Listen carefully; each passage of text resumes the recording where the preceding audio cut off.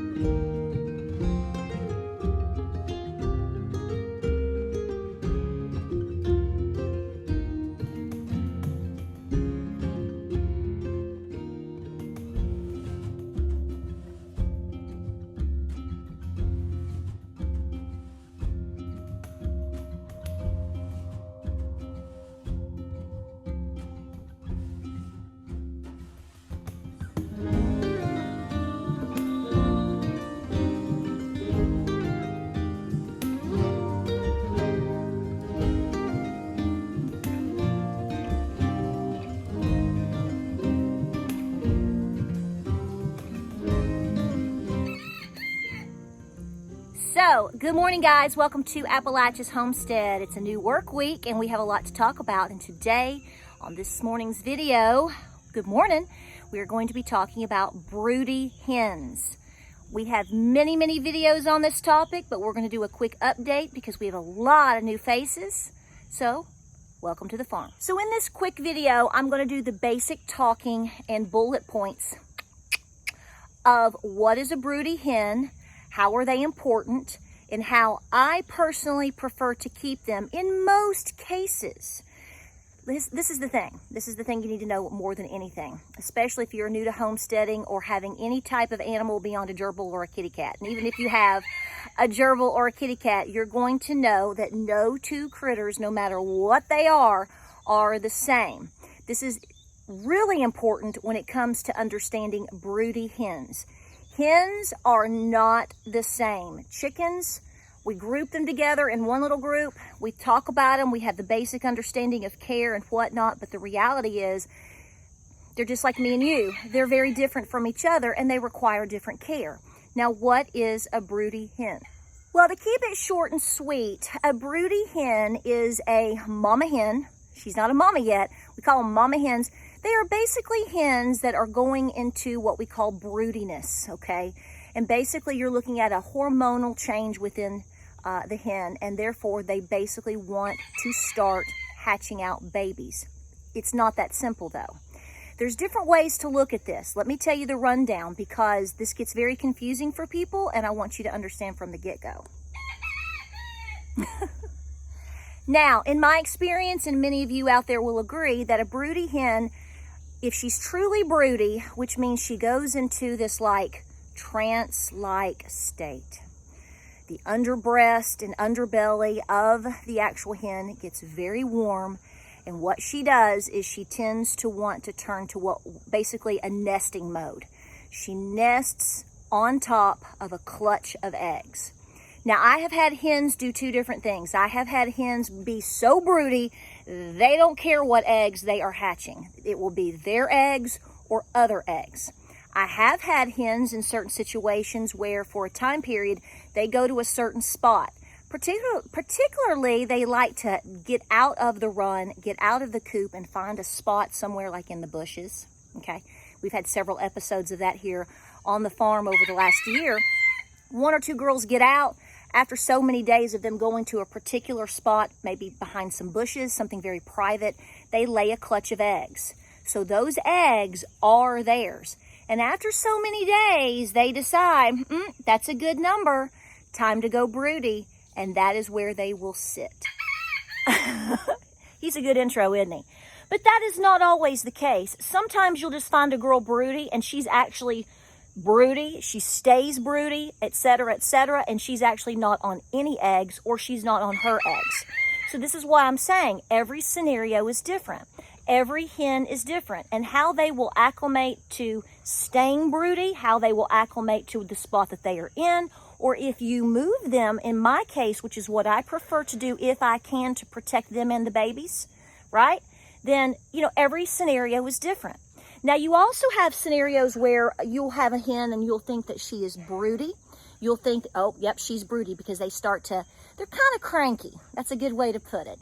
Some of them can be very, very aggressive in terms of, don't bother me, don't bother my babies. They will peck at you. They will try to kind of bite and snip at you. So do be aware of that potential. Again, every mama is different in her scenario. I like to see if a girl is truly broody before I do anything with her. What do I mean by that? Which is where I'm leading to in terms of what I've got here in my garage. I watch my broody hens. I pretty much know pretty quick within a day or two, okay, she's broody. She looks like she's broody. Is she broody? Is she committed? Whatever. I want to find out if she is committed. So what I like to do is to just watch her for a couple of days, because sometimes you will think that they are broody and they're not. They're just laying eggs. It can be a little confusing for newbies. Sometimes they start to go into Broodyville, as I call it, but then they break. Various reasons can cause them to break broody. Weather is probably the number one reason. Either they are disrupted a lot on their clutch or wherever they are setting by other situations, such as other birds disrupting them, maybe a predator. That is a problem. Those can be disruptions and cause her to break broody, and she no longer wants to sit down and sit on eggs. But also just naturally they can break, especially if a cool front comes in and they start to cool down. Again, if you see a broody hen and you see the underbreast, the breast, and you touch it, it feels like a little space heater. So if that underbelly and that underbreast gets cooled down, which is how people break broodies, we'll talk about that if I can squeeze that in the video. You break a broody by cooling down the breast, okay? You get them up off of the clutch, you get them up off of the ground, and it cools that area. It does tend to break their Broodyville, okay? I call it Broodyville. So understand, again, the main point that I'm driving here is no matter how long you homestead, no matter how long you have had chickens, no matter how long you're going to have chickens going forward, no two situations are going to be the same. Thank you, Harold. Good morning, Harold. Now, what I want you to understand is what you do and what I do are going to be two totally different things. You do what works best for you. That's the bottom line. So anything that I say you don't agree or don't like or don't want to do, don't do it. It's that simple. But I have had chickens for many years, and I've had a lot of broody hens and a lot of chickie babies, and I have figured out what works best for me. If I can move my broody hens that I know are committed, that I want to hatch eggs for me, if I can move them out of the coop, it's work. If I can move them to a separate, safe location, I tend to have the best of success. I have had girls hatch eggs in my barn. I have had girls hatch eggs in my coops. I have had girls hatch babies in bushes. I have had a lot of girls hatch their babies in these tubs. I like to keep on hand for just brooders in general, whether I've bought the baby chicks or whether I have broody mamas. I like to have totes. Larger, particularly clear totes, because it's easier to see through. You can get them at Walmart, you can get them at anywhere, okay? 30 to 50 gallon totes, and I like to have several of them so I can rotate them if I need to clean for quick cleaning, okay? So I've talked about that in many different videos you can refer to in my chicken playlist and other videos I can help you out with, okay?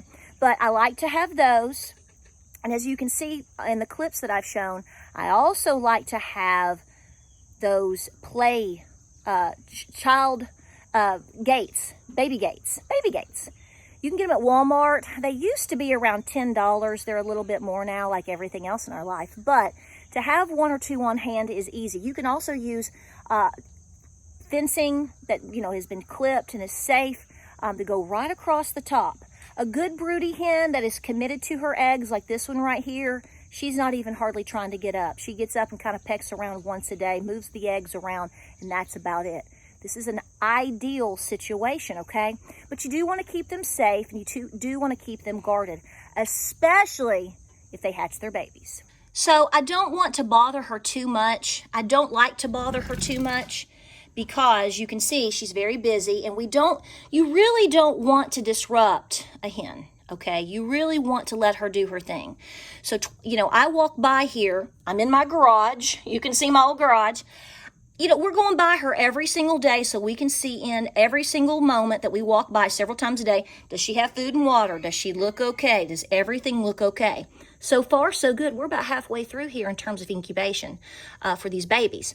But, I don't want to disrupt her too much because we don't want to break Broody. But this is what I'm talking about. So she is in a tote, okay, in my garage. So she's out of the elements, okay? I keep the door open so she's getting constant fresh air, as you can see.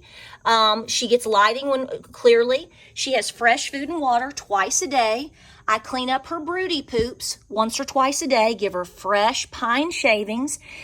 And I'm going to tell you, she's about as happy as it gets in terms of being broody. I know, Miss Claire Betty. I'm going to leave you alone after this clip. So you can see right here, I have a simple baby gate. You can get them anywhere. You can probably go into Goodwill and find some for a couple of bucks, okay? But I like to use these because I can stretch them out. I can make them smaller to fit my tubs, okay? You can hear her down there. And it just works, okay? It works. It has worked for me for years.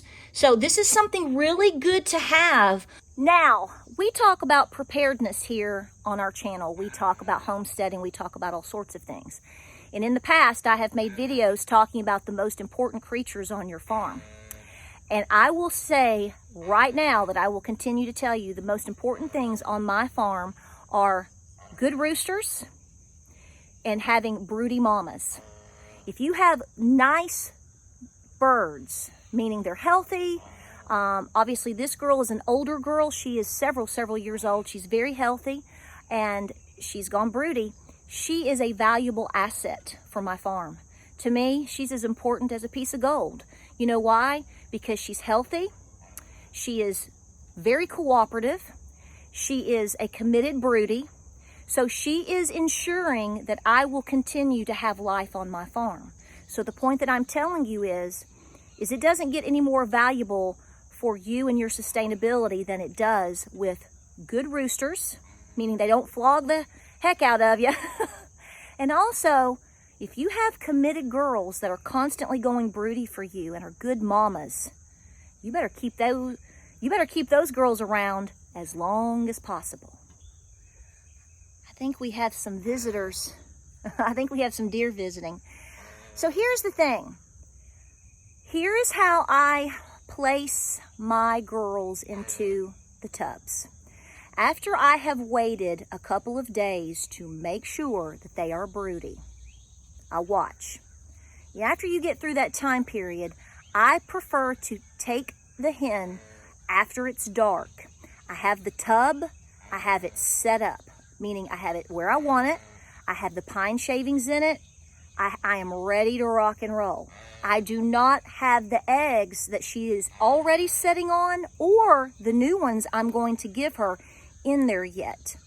But what I do is I simply take the girl. If they're a good, hardcore, committed broody, they're docile for the most part. And then I take them and I place them in the tub while it's as dark as possible. And I let her settle down. Sometimes they don't. Sometimes they just flip out. Most likely, they will take to the broody, take to being broody inside a large tub. Like I said, if it's dark. You don't just go snatch them in the middle of the day. They think a predator's taking them. You want them down and quiet and calm and cool, an easy swoop in place. Typically works, but it may not all the time. Once I let her kind of sit down, then I start to gently place a couple of eggs underneath her. So she's familiar with knowing, oh, there's babies under here. To her, they're babies. She's having babies, y'all, right? So then I give her if that sticks, okay? If she takes the eggs and she's not flipping out all over the place, because I've had a couple freak out, and they can freak out and try to jump out. They won't take the eggs. I've even had some break eggs. So you have to be prepared for all scenarios. Note that. No two broodies are the same. But if she sits down and she's like, okay, then I give her eggs. I place the top. Lights out, get away from her. If you want to come back in an hour and just gently kind of peek in and make sure everything's okay, fine. Leave her alone and let her settle in. So once she's proving to be settled in, calm, cool, and just chill, the next morning early, I will give her food and water. The goal is to get her from point A to point B. A broody hen really doesn't eat, drink, or do much in terms of that on a daily basis. I like to kind of put little dishes in front of them because you do want them to understand they have their food and water and they have access to it, and they will pick at it. But it's not like your normal hens out in the yard that just pick and scratch and pick and scratch. Not at all. You can see right in there right now, she's got fresh food and water, and she's like, I'll get it when I get to it. They are concentrated on the job. So they will drink some water and they will peck at the food when they want to, and it may only be once a day. They will also give you a bonus, which is the broody poop. So every day, this is yuck, I go into her little situation here and I put on some gloves and I give her fresh pine shavings and I scoop out a big old broody poop. If you've never seen a broody poop before, you're in for a real treat. Okay, they're like the size, they can be like the size of like baseballs or softballs.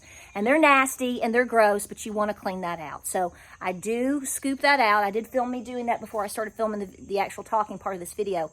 And I discard it, okay? And then I give her fresh pine shavings. You can put a little DE in there. I need to do that today because we are very humid. That's why you're seeing all these flies. We're super humid. So just keep her clean, keep her safe, keep her cozy. Now, you are going to want to have a candling situation a couple of times to know, does she even have babies? So I'm not going to go into the full detail of this because we do have, guys, I have so many videos on how to candle eggs. It's all over the place. But you do want to candle your eggs. You don't want a hen sitting on eggs that have no life in them, okay? And I like to start candling my eggs. I can do it as early as day 3.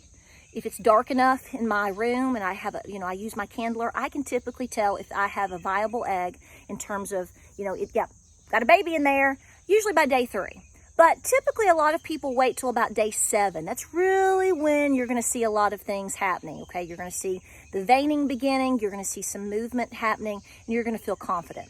You also want to make sure you do it around that time period, and then you want to check them maybe around day 15, 16 before she goes into lockdown on day 18. So remember, no two broodies are the same and no two scenarios are the same, okay? Like I said, I've had girls hatch babies all over the place, and you really have to work with them and watch them and do what's best for her and the babies in that situation. This is my most common situation that I try to work with. It keeps her safe, keeps the baby safe, keeps them out of the elements. She doesn't have to compete for food or water. You don't have other hens coming in, disrupting the nest, laying more eggs. That's the most common problem for most of us. So see, if you eliminate that and she sticks with it, she just has to roll with it, baby. Remember to candle your eggs. Around day 18 is when you're going to see her go into lockdown. Do the same thing, just let her be. Make sure she has fresh food and water and air and is clean, and let her do her thing. And you may start seeing babies by day 19, 20, right? So we are about halfway. I have 8 eggs under Miss Claire Betty. I did candle them 2 days ago. I believe I have 6 out of 8. So tonight when it's really dark, I'm going to candle her eggs again. Some eggs are lighter than others. Your white eggs and your light blue eggs are going to show, they're not as dark. And so therefore you can tell a lot of different things inside the egg easier than you can dark eggs. So if I'm not sure, I try to stick with it a little bit longer, and then I'll look a little bit later and check and see. But the minute that I don't think there is a baby, there's just no chance with this egg, I do take it out because I don't want to risk ruining the rest of the eggs if she happens to get disrupted and she breaks that egg, causing a lot of problems. All right, we'll keep you posted. Miss Claire Betty is doing really good. She's a good old girl. Like I said, an important asset on your farm and for your home and for your homestead. In terms of sustainability, nothing really beats a good broody hen. If you have any questions, let us know. I'll put some more clips in the video and show some different things. There's a lot to talk about. So let's see what she does, right? We sure do love her. We appreciate you being here. Like, subscribe, and share. We appreciate you all the time being here with us. Thank you so much for the growth. We'll keep you posted on Miss Claire Betty. We'll see you on the next video.